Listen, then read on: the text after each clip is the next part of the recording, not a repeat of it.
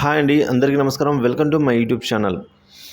ఈ వీడియోలో ఏపీలో ఉద్యోగులు ప్రభుత్వానికైతే చుక్కలు చూపించే టైం అయితే దగ్గర పడిందైతే అంటున్నారండి. సో రాష్ట్ర ప్రభుత్వానికి గుణపాఠం చెప్పనున్న ప్రభుత్వ ఉద్యోగులు. ఎలాగంటే ఏవైతే పెండింగ్ బకాయిలు కానీ ఇవైతే ఉన్నాయో, వాళ్ళు ఇచ్చిన హామీ కానీ ఏదైనా సరే ఇవన్నీ కూడా నెరవేర్చని నేపథ్యంలో ఉద్యోగులంతా ఎన్నో ధర్నాలు చేశారు, ఎన్నోసార్లు దీక్షలు అన్నీ చేశారండి.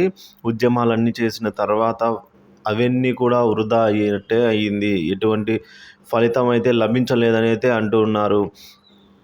మొన్నటికి మొన్న 5,500 కోట్లు మార్చి 30వ తేదీకి చెల్లిస్తామన్న బకాయిలను కూడా పూర్తిగా చెల్లించలేకుండా, సో కొన్ని కొద్దో గొప్పో అయితే చెల్లించి, సో ఈ విధంగా కొన్ని బిల్లులు సరిగా లేవు, నెంబర్స్ జనరేట్ కాలేదని చెప్పేసి కొన్ని సాకులతో అయితే అవి కూడా పూర్తిగా జమ చెయ్యని నేపథ్యంలో ఇదివరకే చాలామంది పెన్షనర్స్ అయితేనేమి, పెన్షనర్స్ అసోసియేషన్స్, పెన్షనర్స్ పార్టీ వీళ్ళందరూ కూడా సమావేశమయ్యి మూకుమ్మడిగా ఇప్పుడైతే ఒక నిర్ణయానికి రావడం జరిగిందండి. బహిరంగానే వీళ్ళైతే ఏవైతే తమ డిమాండ్స్ ఉన్నాయో వాటన్నిటిని ఏ ప్రభుత్వము తీర్చే విధంగా ఉంటుందో, సో వారికే మా మద్దతు.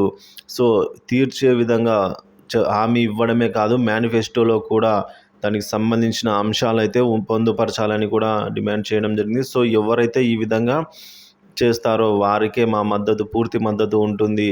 సో ప్రభుత్వం ఇప్పుడు ఎంచుకున్న దారి సరైనది కాదు. ఉద్యోగుల పెన్షన్ల పట్ల ఏదైతే ఎంచుకున్న దారి ఇది మంచిది కాదు. సో కాబట్టి మా మద్దతు ఎన్డీఏకే అని కూడా కొంతమంది బహిరంగంగానే ఇప్పటికే ఈ విధంగా ప్రకటన చేయడం జరిగింది.